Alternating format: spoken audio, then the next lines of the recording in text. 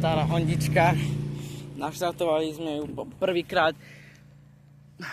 A no zase nám tu taký olej, či neviem čo.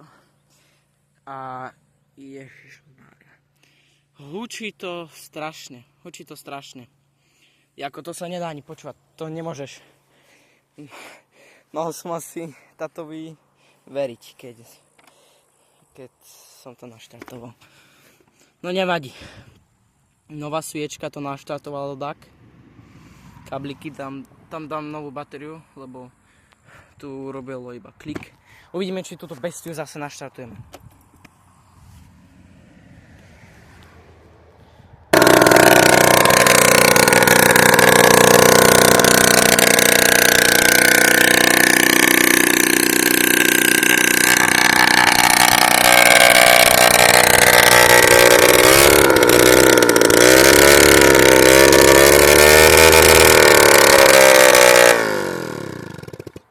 Aj, vyplo sa.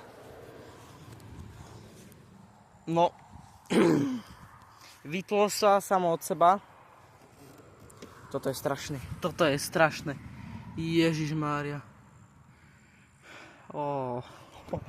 Ježišmária. Nás susedi zabijú. O nie, cez výfuk to čeče. Olej. Čeče.